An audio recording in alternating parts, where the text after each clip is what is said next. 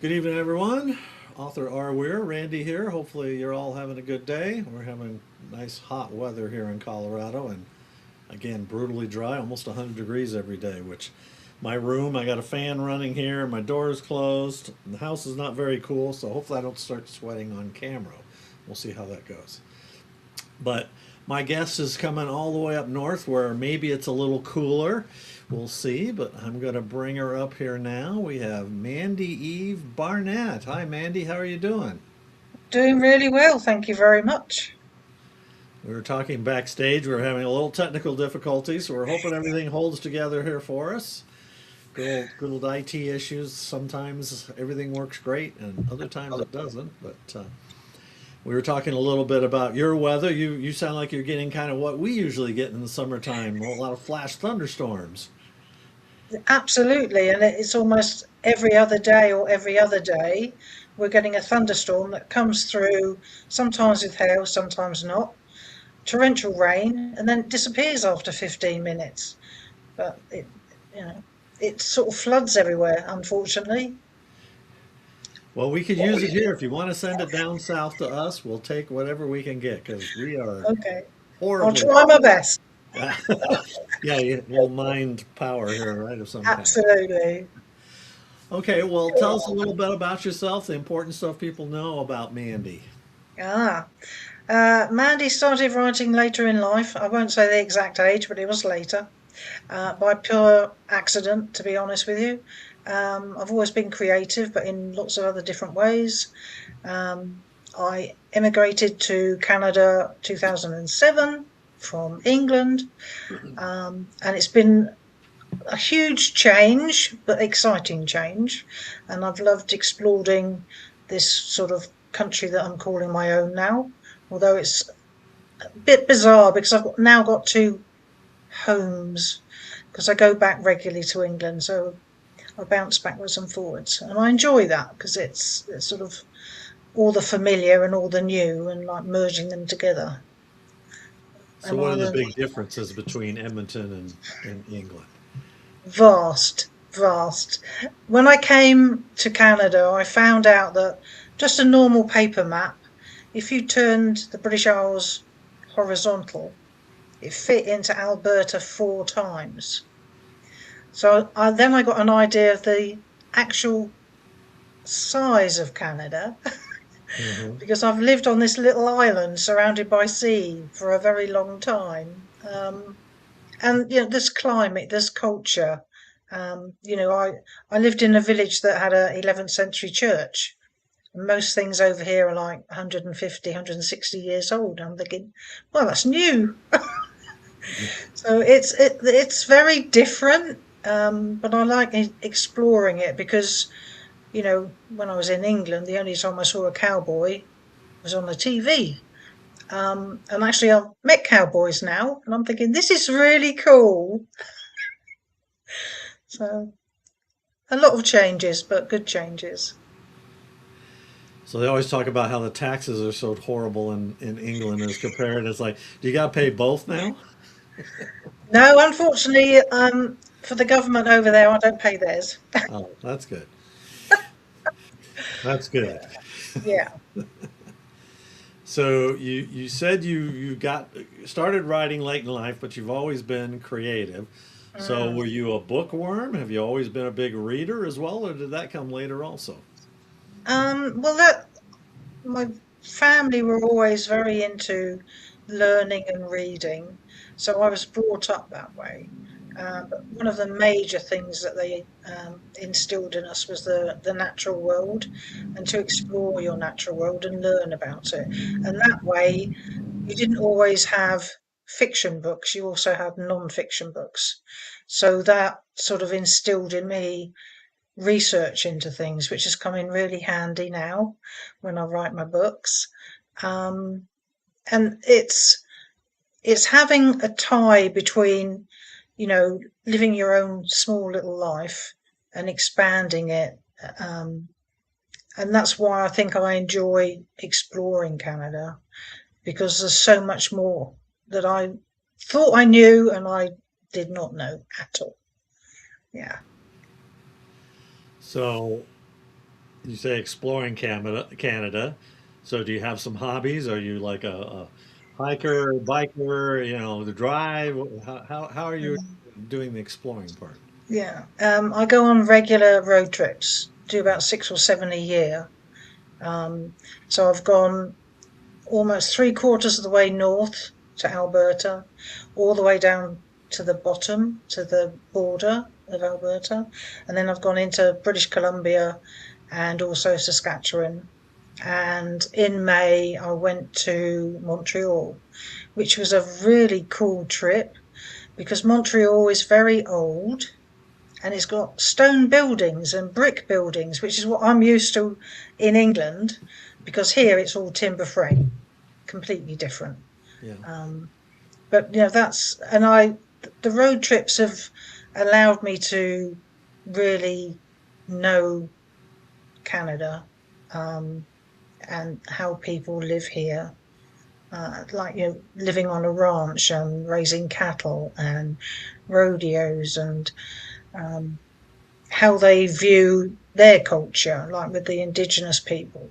So there's an awful lot of things that I'm learning that help me expand my experience, and therefore I can use that in my stories. Yeah. So Edmonton and Alberta has been a background as part of some of your books. Not specifically Edmonton. I've used a ranch in one of my books, Willow Tree Tears, and that's southeast of where I physically live, um, because there are a lot of quarter horse ranches down there, and the quarter horses are used for barrel racing. So I needed to learn how they bred the horses, how they look after them, how they train them. And I was lucky because I connected with a champion barrel racer and she helped me with all the technicalities of the racing and the radios and everything, just to make sure that it was authentic information in the book. So you said you started writing later in life, but you were creative. So what other kind of creative things did you enjoy doing before you got the Um, writing Goodness sake. bug? I've experimented with most of them: sculpture, pottery, weaving, knitting, sewing, painting, um, charcoal, pencil, all of those. And I think it's just part of my personality. I like to create things. But I found that with writing, it's almost like incorporating all of those things into one medium. And it's given me the um, chance to actually make my creativity into like a form that people can enjoy. And I just like make believe. It's it's fun to make stuff up, right? Yeah, absolutely. So, who are some authors that you enjoyed reading? Are there any of your go-tos, and are they in similar genres to what you've write? Though I know you kind of are around a lot of different areas when Yeah, it comes to yeah. writing things. Well, number one is Stephen King. I know some people think no, but he has such a really good grip on creating characters, and his storytelling just excites me. I love it. But I do, because I write in multi genres, I do read in multi genres, obviously. So Felix De Palma, I really enjoy. I don't think a lot of people know him, but he retells um, stories like War of the Worlds, and he just makes them into his own. Kate Morton, I really enjoy just because of her settings. And there's a crime writer I absolutely love called MJ Aldridge, and his style of writing is just so concise and so exact that you're put into the scene immediately, and his chapters are quite short, but everything you need to know is in that chapter. And he just fascinates me as a writer. that he can do that. So, what so you came to writing later in life. I'm assuming you did some writing, maybe in school and stuff. Was there? No, no, no, No, nothing. no, No, no. writing was lessons writing. Yeah, And was I work. did all these other creative things, but why I never did writing, I can't tell you. I never seemed to do it. And it's, as I say, it's something that I should have started a long time ago. But I just had a chance meeting at a writing group, and it just propelled me into quite an obsessive um, writing thing. I just became completely absorbed in it, and I'm probably too passionate about it, but I have no regrets about that whatsoever. No, there's nothing wrong with that. So do you No. remember that first thing? So we went to a writing group. What was that first thing you wrote? Is there, and do you have that Oh, filed away somewhere, or did that turn into one of your books, your first book? it didn't turn into a book, funnily enough. But because I was at the group and I was there, they have monthly meetings, and I did 3 meetings, and I thought, if I'm in a group, I should actually write something. So to actually train myself to write, I used writing prompts, a lot of writing prompts. I was doing it all the time. So this one was just 3 different words, and I did probably a paragraph and a half. It was really short, and there was a twist at the end. And I read it, and the room went quiet. And I thought, okay, that's my last meeting. And then they all exploded into, oh my Lord, and that was such a high. I'm thinking, I enjoy this. I'm getting a reaction. Um, and it was as far as I was concerned, it was quite a simple thing to do, just to make this prompt into something. But then that just catapulted me, and I've enjoyed it ever since.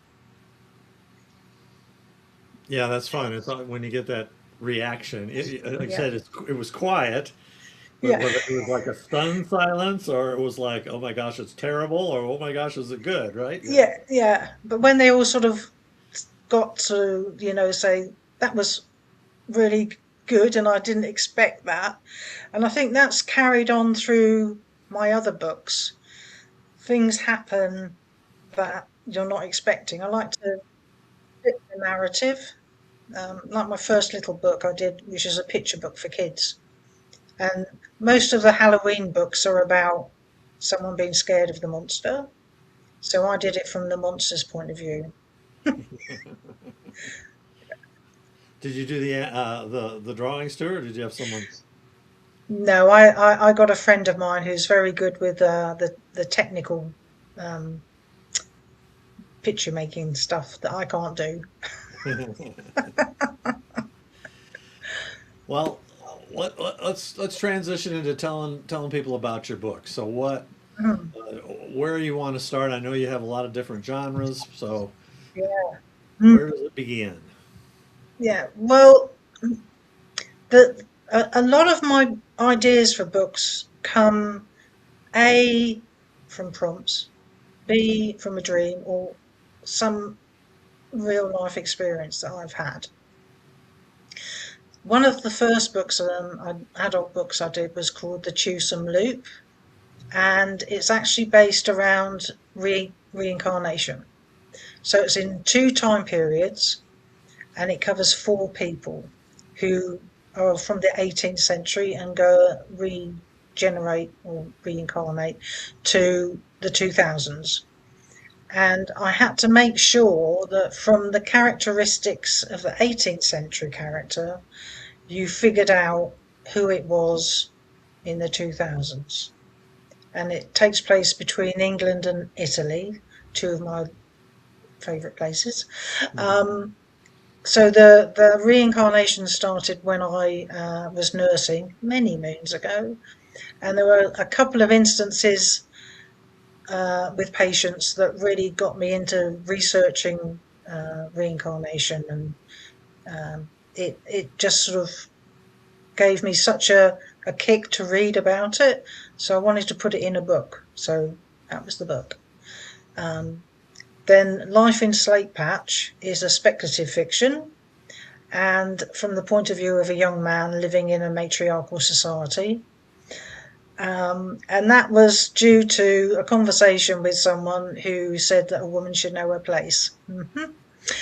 So I wrote the book in reference to that. And it's like, I suppose you could say that, it's post-apocalyptic because the world as everyone knew it disappeared and they had to start again. So Life in Slate Patch was that one. And then the one I published after that was The Commodore's Gift, and that's a steampunk. And the only reason I wrote it was because at a writing retreat, we were given a short prompt on with the title of The Toy Maker. So I made a toy maker. I think the story was about 7,700 words. It wasn't very long. And I thought I'd do something with it later, and I put it aside. And then a couple of years later, I thought I should do something with that. So I started writing it sort of to make sure that I came up to the point of the story and then past the story. And then the lady that's on the cover, Owena, decided she was more important and that it should be her story, and it became her story. It's And fun also I researching just too. wanted to write a steampunk to see if I could. So that was fun. And Yes, then it's always a challenge when characters take over the story. I always like to I love it. Yeah, say I like they lead you somewhere completely different. I enjoy that bit. And then Willow Tree Tears is a Western romance. So it's a ranch, quarter horses, rodeos, a barrel racing champion, and she's got a high school friend that saved her from bullies at high school. He's become the foreman of the ranch, and he is thinking they'll get together. And then by chance she meets a very handsome Italian man at a rodeo who's selling cowboy boots that are made out of real Italian leather. And that's when the sparks start flying and the jealousy starts. And then I've got a fantasy trilogy that is set in medieval England. And because I've grown up with medieval stuff around me when I was a kid, I had lots of points of reference. So the Rython Kingdom was the first one, and what I thought was going to be a standalone, that one. And I had so many people call me and say, when's the next one? What do you mean the next one? There isn't a next one. So it got to the point where it was reader pressure saying, write another one. So I wrote the Rython Legacy, which is about a sorceress, and the powers skip a generation. So it's grandmother and granddaughter. And then a few years later, because I really enjoyed the evil character in both books, I thought she really needs her own story, her own book. So Malgraff's Dawning is the third one. And obviously she's in both of the other books, but this is her story as to how she became what she became. Yeah. So, are some of the main characters in the first two books, other than her, also in this book, or is it really just truly about No, her? it's just her in this book.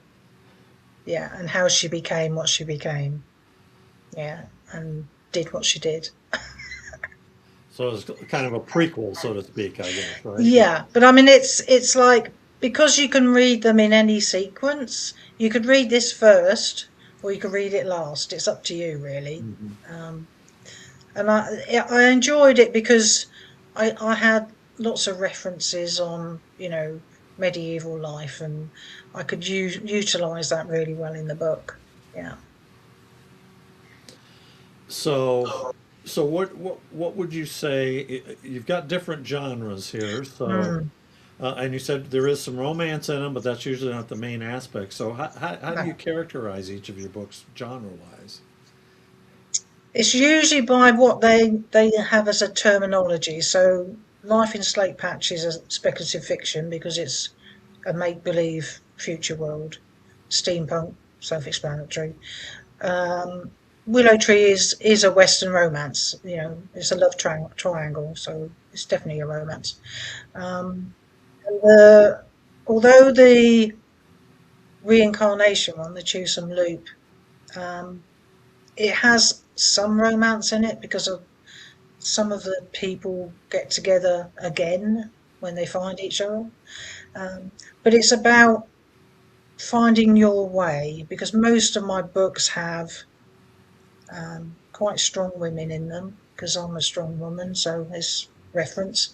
And then, um, what I try to do is put as a genre the first part, steampunk slash romance adventure, um, because although I've tried before to write to the romance format, I haven't been able to do it. Yeah. Is it just you just feel like it just does it not something that you like writing, or you just feel like you, I just don't like how they format it. yeah. Um, because I'm quite a free flow writer. Like I get the idea and I start writing, and the characters are like, "Well, this is what we're going to do." You can carry on. And I like that because it's almost like a movie in my head. I'm just following them as they do what they're doing, and that's the fun for me. And I enjoy different genres. A, because it's a challenge. B, because I want to see if I can do it. And C, because I don't want to be just one genre. It doesn't fit my personality. I'm a Gemini, so I'm a split personality anyway. So So you have the ideas, obviously, mm, and I saw on your website you had like 9 books in progress or something like that. It said, I don't know yeah, if that's still true, if that's old or not, but I find that interesting, being able to keep track of 9 different hmm storylines. So how has all yeah, that worked for you? yeah. As I say, I'm a bit schizophrenic. I if I have an idea, I go with it. I let it go, do its thing, and a lot of the time, I then put it aside because it needs to percolate. It needs to develop. Um, so yes, I mean, I'm also really bad at like looking at the new shiny thing. So it's like I, oh, that's a really good idea. Let's do that. So that means that all these others are put on the back burner, and they can be there a long time. Unfortunately, I think Willow Tree. I started that in 2018, and it got published last year. So it gives you an idea that new shiny things came up, so it got put to one side just for the little while. But I mean, sometimes something will come up. Like last year, we were on a road trip to Jasper National Park, and I was looking at the mountains, enjoying all the wildlife, chit chatting with my friend. And I don't. There must have been subconscious because I wasn't thinking about this at all. But an idea for the book that's coming out this September came into my head, and it was literally the 2 new first chapters. So like it was like I haven't been thinking about that book. I haven't looked at that book for a long time, and I thought that works so much better than where I started the book. So I just went home and wrote the chapters, did all the revisions, and got it out. So you can never say that they're sort of going to be disappearing into the ether and you'll never see them again, because I think having multiple ideas and unfinished manuscripts is a good way of your brain working and percolating an idea and developing it, because it depends on the experiences you're having. I mean, sometimes you can have an experience and think that would fit in the book, and it doesn't come immediately. It might be years later. um, I mean, I've got a crime trilogy that's been percolating since 2015. And I've written all three books, but I know they're not right yet. So I will just leave it. It will happen when it happens. So how do you keep track of all that? So when you say, okay, it's time to go back to this, do you have to Mhm. reread everything you've already written, or is it still stuck up here in the head? Some of it's in my head, but a lot of it I'll go and I'll start. Once I start reading it, I think, oh yeah, I remember that. But other times I'm reading, I'm thinking, did I write that then?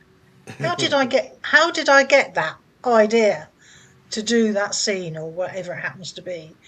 And I think for me, I've got a big electronic folder of writing pieces. And I mean, there's hundreds and hundreds of tiny short stories, responses to prompts, um, that may never see the light of day, but they're all sitting there.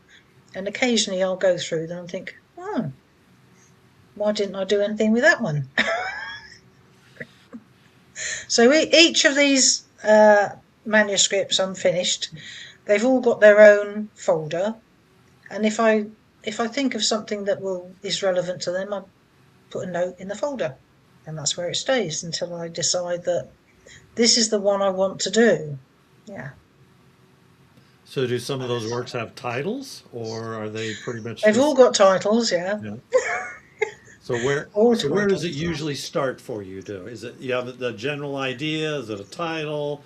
How does it go? I know you kind of say there's little pieces Hmm. that kind of pop into your head, and it kind of turns into a Yeah. story. But Well, they come from a lot of different sources.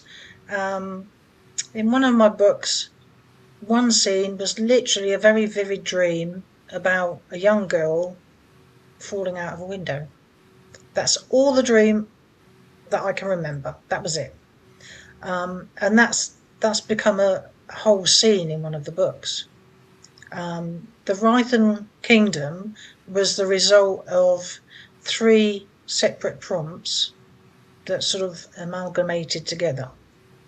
Um, the book that's coming out this year is three true news stories that I've sort of merged and tinkered about with, just to make them work in my book. But they're true stories, like quite bizarre stories, I have to say, but they are.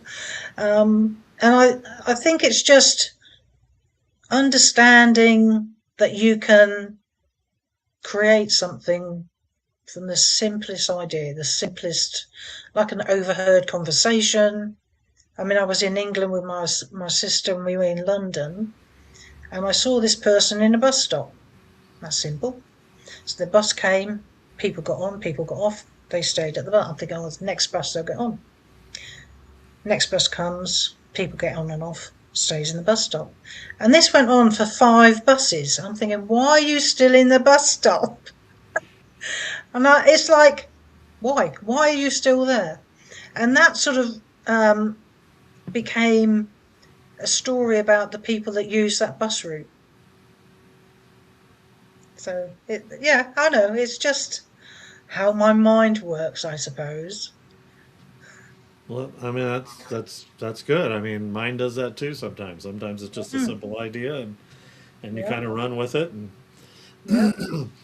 all my books are series, so I have established characters, so it makes it a little easier when I get an idea, and it's like, okay, this will work with this character, or this will work with this set of characters. Sure. Yeah. So are you a diligent writer? Do you write every day? Well, I would love to write every day, but I have other things that pull me away from that. Um, so I'm the uh, secretary of the Writers Foundation of Strathcona County, so that's my local writing group. I'm also scouting manager for a media company. I write an article for a magazine once a month. I have freelance clients that I look after. Um, so yeah, I my time is sort of diverted to other things because of clients' deadlines, etc. But when I do start writing, I'm in it, and like the world disappears. I suddenly think, gosh, I'm hungry, and I think, oh, that's 4 hours ago since you had a last drink. Maybe I should have one. So yeah, once I'm in it, I'm really in it. Yeah. So from what you mentioned, I'm guessing you're a pantser as opposed to a plotter, but maybe you're a little bit of both. So tell us how that works. Yeah. Well, most of it is like for the initial idea, definitely a pantser. Absolutely. Um, because I want to get all the ideas, all the characters, all the narrative, everything onto the page before I lose it. A couple of them have been planning. So with the Twosome Loop, because it's two time periods, I had to make sure that you could see the character from the 18th century and you could see them for the 2000s. So once I'd written it, I printed it out and I laid it on the living room floor. And then I went through chapter by chapter to figure out where they should be placed and what chronological order they should be in, um, so that you could follow the character. Um, and then with my crime one, I had to do a whole timeline because the last book has got a specific discovery in it that explains what happened on the previous two books. Yeah. But I like how you mentioned about the characters kind of helping you direct things because that's the way I feel like when I write. And I'm a pantser all the way, Mm, and it feels as if those characters are in the room with you. Sometimes you say they whisper in your ear, "I want a bigger part. yeah. Don't kill me off." In my stuff, a lot of people die. So, Yeah. and you've got your crime trilogy, so I'm sure there'll be some deaths in that. Yeah, there's a But few. Yeah. yeah, but those characters sitting in the room with you, Mm, people probably look at you, and when you tell them that, and they look at you and they go, "Gee whiz, are you out of your mind?" I mean, the yeah. characters in the room with you, and all Yeah. that stuff. But I always like hearing someone that has that same experience because I think that is interesting way to write sometimes. I just find it, Yeah. this character, and sometimes the character could be, you think, well, they're just going to be just like a small part, and it's like, Mm, wow, this guy actually, or gal, yeah. Yeah. just, I mean, I try to explain it to people because they say, "Well, how can you have all these people that you've made up?" I said, "Well, think of it like you've got your family. You remember all your family, even your distant cousins. You know your neighbours from the house you live in and the one you used to live in. You know your childhood friends from school. You know your work colleagues. It's just the same. It's just that these are made up people." now sometimes do you borrow some characteristics from people you know? Have there been any characters it's like, oh yeah, this character is kind of based on this person or someone you've known in your lifetime, or do you try to stay away from that? Um, there are characteristics uh, from some people, not many people, to be honest. Some of the characteristics are me, but I'll never explain which ones. Um, but it, Have a uh, contest, right? Pick the ones. See if you can find the ones that are me and win a it's only book. part. Yeah, it's only part of their character. It's not. It's not the whole person. Um, but I mean, it's like most people. I mean, you've got a personality like You're a different person with family and work colleagues. You're a different person, when you're out in the world and you're a stranger in a hotel or a business conference or whatever. So all of us have a different personality depending on our environment. And I think that's why you can pick certain pieces from people and think that really works for that character, because it sort of cements how they think and how they act. Sorry, a little sneeze hit me there, so I got the mic muted just in time. So have you ever experienced writer's block? And if you did, how did you overcome it? Well, I sort of mentioned it before. There's a format for romance, so you have to put in a certain amount of information in the first 2,500 words, and then a certain amount for the next 2,500 words. And I could not do that. I just think I can't do this. It's like you're restricting how I write. I don't write like that. So I just gave up. I said I'm not doing that. So yeah, that went out the window really quickly. I mean, I've got friends that that's how they formulate their books, and they're very good at it. I said I can't write like that. I mean, it's like I had a friend of mine who would edit every sentence before they went on to a next sentence. What? No, I can't do that either. Editing's for the later on when you've had all the fun. Yeah, and I wouldn't think I wouldn't call that writer's block. I would just say it just wasn't the way you wanted to write. I mean, it No, seems like more of a style that just didn't yeah, work for you. no, no. Yeah. But other than that, no, it comes out of my head and into my fingertips and I go for it. Yeah, So, places you visited and traveled to for inspiration, mm, you kind of mentioned a little bit earlier, but you yeah, talked about yeah, Italy and England being some hmm, of your favorite places. So, yeah, uh, yeah. what about that and for Well, I stories? mean, I think, when you grow up somewhere, it's almost like osmosis because you've just gathered information because you live in it and you don't realize until you go somewhere else that all that information is like inherently inside your brain. Um, so with my fantasy trilogy, I mean it's medieval, and I've visited medieval castles and homes, and it's like having um, an out of body experience when you go to these places in England that are so old, and you just think it's not just ancestors; it's like ancient beings who've formulated that, or they've built, like Stonehenge. It used to be that you could actually be in Stonehenge when I was young, a long time ago. But I mean, they've got a fence around it now, so keep people away from it. But when I was a kid, we played on the stones. Yeah.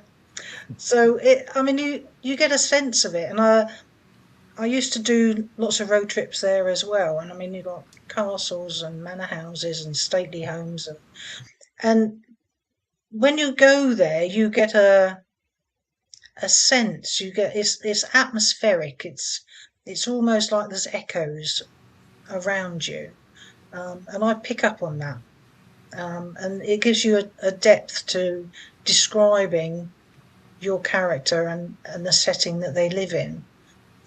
So I use that, and I've used that from Canada now, where I've met Indigenous people. Um, I've understand how people live here, which is vastly different to England. I mean, the road trips themselves. We had a road trip, a day road trip, a couple of weeks ago. So I left home at 8:20 in the morning, and I got home at 8:20 in the evening, and that was just a day trip. And people said that's 12 hours. I know, yeah. But yeah, if I did 12 hours in England, I'd be from one end to the other. So, it's all relative. You have to understand how, the country you live in and how it works. Not just the political stuff, which is the boring stuff, but the um, how real people live and their experiences, and you know, and also with my writing group, we do a memoir book for seniors, and I wrote it with a couple of other members of the group, so that seniors can actually start writing their stories down, because it's personal history and it's so much more interesting than the history book, because they lived it. Yes, agreed. So how has your writing changed through the years? You haven't been writing real long, but do you feel like it's evolved in any way, or Hoping still I'm fairly getting. helter skelter the way you like to write?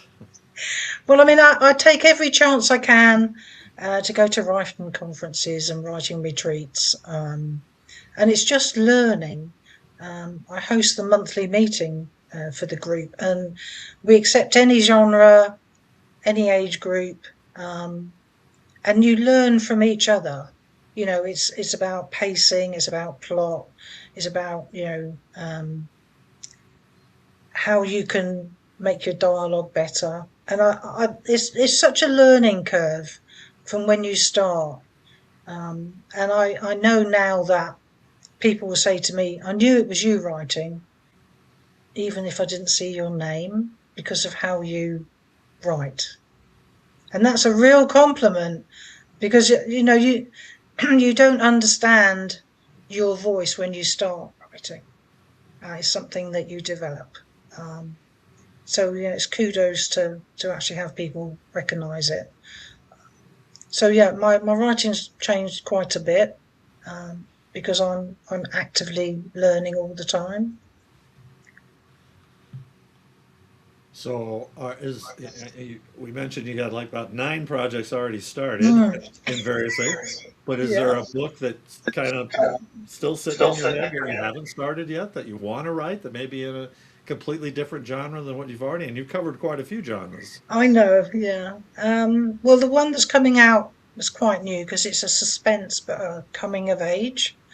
Um, and that sort of really tested me. It challenged me, because it was something that I was intrigued with it, but I couldn't do anything with it for a while because I knew I wasn't confident enough in it.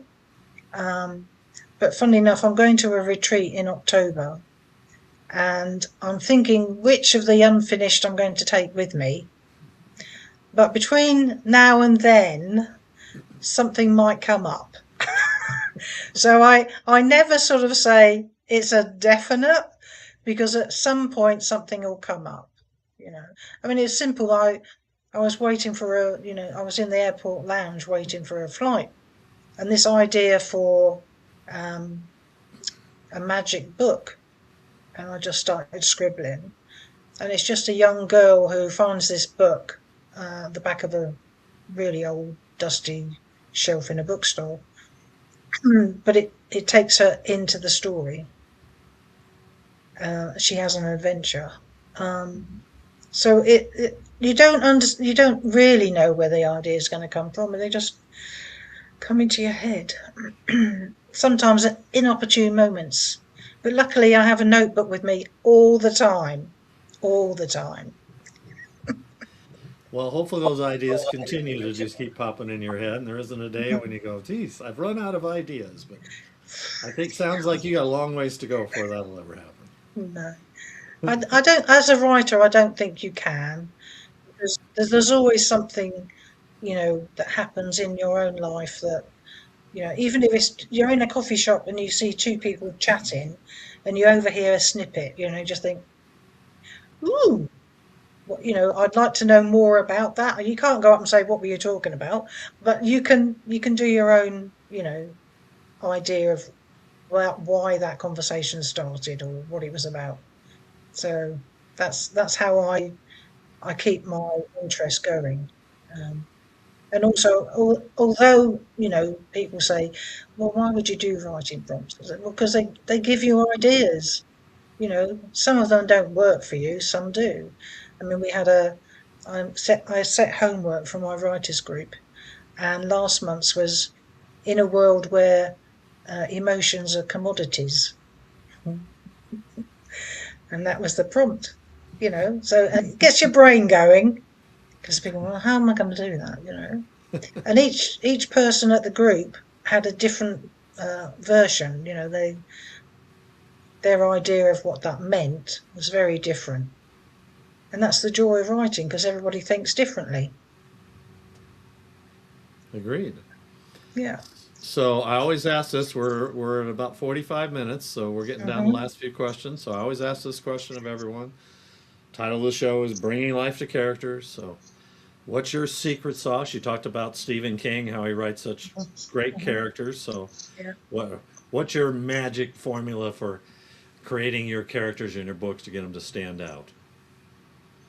I think you have to make sure that they're believable, and that their reactions um, are actually based on who they are. So you have to ensure that your reader understands their personality, no matter what their situation or where you've put them and what struggle you've given them. Um, and it's just a way of ensuring that your reader's going, well, I want to know what happens, because I'm invested in them. So you have to make them as real as possible. So I like my characters to be not only believable, but you can be sympathetic to them. Even Malgraf, who is an evil sorceress, I mean, I love her to pieces, because she has her own agenda, but you understand why she's got that agenda and how she developed the way she did. So you have to encompass that character as a real person, and that should come through in the writing. So, what advice do you give to aspiring authors? You started a little later in life, and a lot of people have. I run into a lot of people who says, "I've had this idea for a book for 20 years, and it's never, Yeah, yeah. I've never written it, or I'm still working on it, or whatever." So, Hmm. Hmm. I think the first thing is to practice. Um, just practice writing, even if it's like a paragraph. See how that works. Go back to it 2 days later and see if you can make it better, or you can expand it. Um, and then just believe in yourself. Believe that, if this is something you really, really want to do, then do it. Don't leave it. Um, you don't want to regret, 20 years down the line saying, well, if I'd done it 20 years ago, you know. So, yeah, I think you have to believe in yourself, practice it, learn from people, join a group, go to conferences. Um, because if you're serious about doing it, then be serious, put the effort in.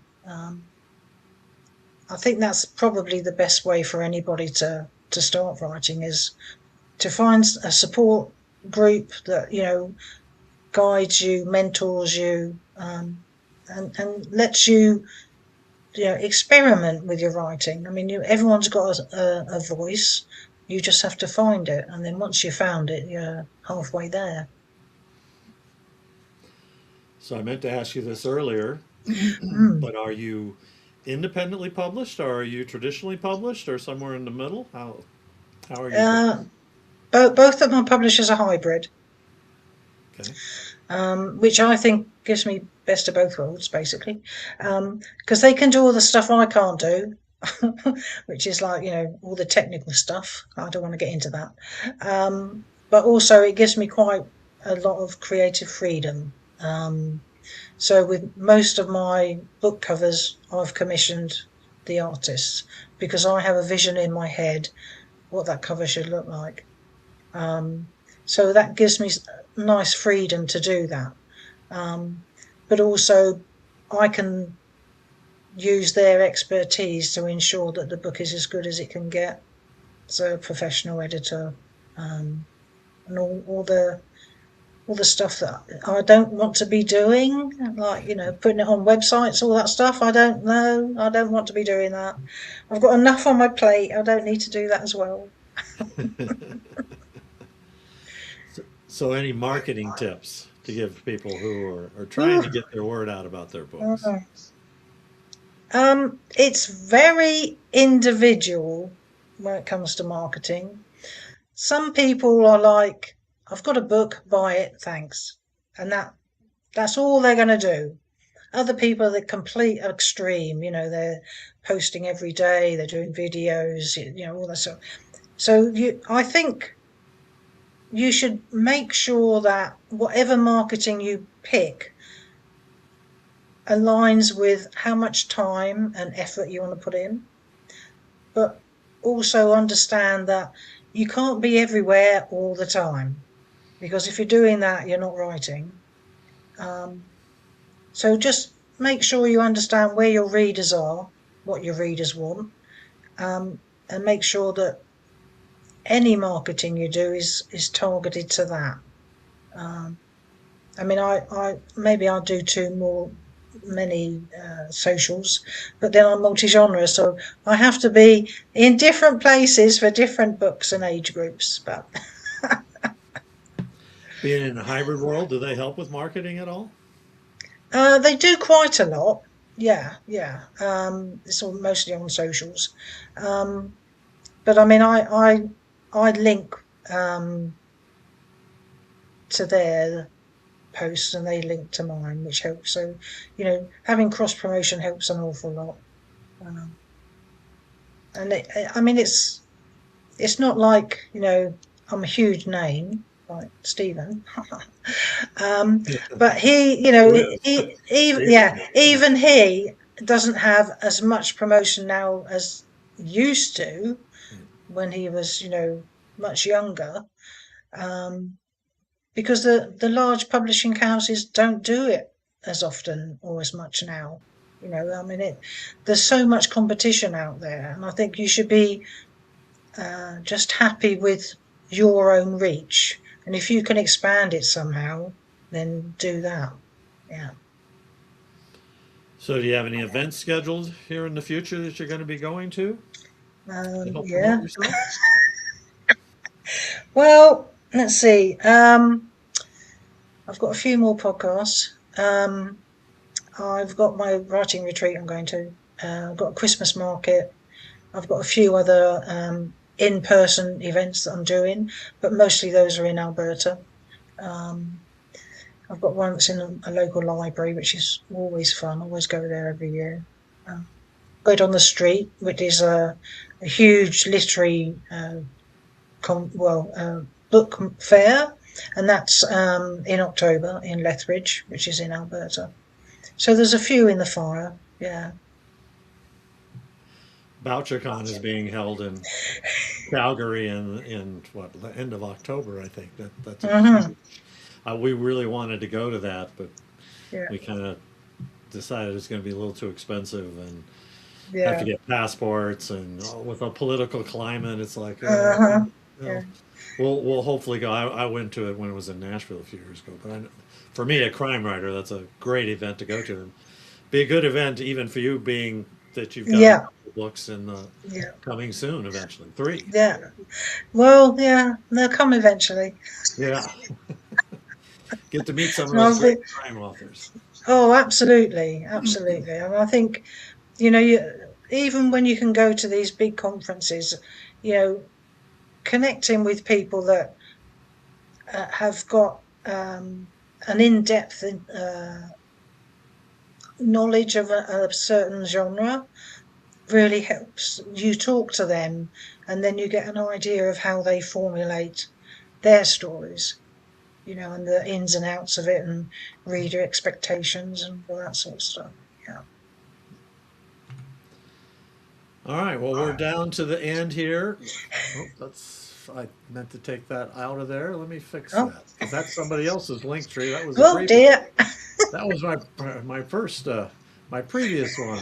Last Ah, episode I did. Let me take that out. Okay, there we go. So there's your website. it is. Yeah. Is this the best place for people to get a hold of you, contact you? It's probably the primary one, but all of my socials is Mandy Eve-Barnett. So you can find me Pinterest, Instagram, Facebook, Blue Sky, um, LinkedIn, all of those. They're all under that. So easy to find me because it's just my name. I didn't hear you say X, which I'm glad to hear. Yeah, yeah. No, that You went a very long time ago. yeah, yeah. When it was still Twitter, right? Yeah, X just Yeah, doesn't work right for me as no. well. And you do a newsletter as well, I assume, or a blog? Well, on my website, I do a blog post Tuesdays and Thursdays. See, getting to know Wow, I'm a twice a week. lunatic. Yeah. So Tuesdays is for readers and Thursdays are for writers. I'm mad, I know. And that's my blog for everybody really. Yeah. And where's the best place for people to get your books? Well, they're on all of the platforms. So take your pick. Okay. Kobo, Kindle, Amazon, Smashwords, on all of them. Just yeah. Do you offer any signed paperbacks through your website or anything like that? Most of the time when I'm signing is in person. I like to Hmm. do in person events and Sure. sign because then I get to actually meet readers and then they can ask me a question directly, which is much more fun. But Sure. if someone messaged me and say, I really want one of your books, but I don't want to use any of the platforms, um, then just message me and I can mail them because I've got a cupboard full of them. Yeah. Yeah. All right. Well, I think that's all. Unless there's anything else you wanted to talk about, we're at about an hour. Yeah. Well, just to say thank you very much. It's been a very enjoyable interview, and I hope that people, get an insight into my brain. Don't have me committed, but that'll be fine. Well, they'd have to commit most of us writers. I mean, we're I all know. a little bit like that. I mean, Very true. that's just the way the brain works, and Yeah. everyone has a different process. I always enjoy interviewing authors and hearing about their processes and stuff because everybody comes at it a little bit differently. I mean, there's some Mhm. similarities and stuff, but whatever it takes to get the work done. Absolutely. Yeah. Okay. Well, great. Well, thank you, Mandy. Appreciate you being on the show. And Thank maybe you. somewhere down the line, if I ever get to Canada or you get to the US, maybe we'll run into each other. Yeah. Okay. Sounds good. Yeah. Thank you. Yeah. Take care. All right, everyone. Thanks. So, my next guest will be next Monday, the 20th at 6 p.m.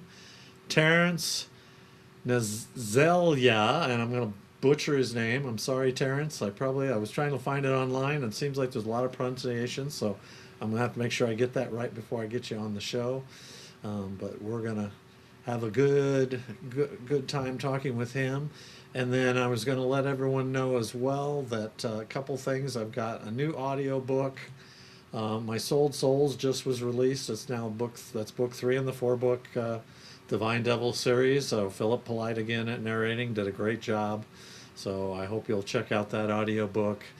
And we do have some codes if you happen to having a Audible account. And then I was just nominated for Best Private Investigator for Killer Nashville for the Silver Falchion Award, which is great for Justice for the Forgotten. And the new book, Justice for the Accused, I'm working on the editing now, so we'll hopefully have that out here in a few months. So take care, everyone. We will see you next week.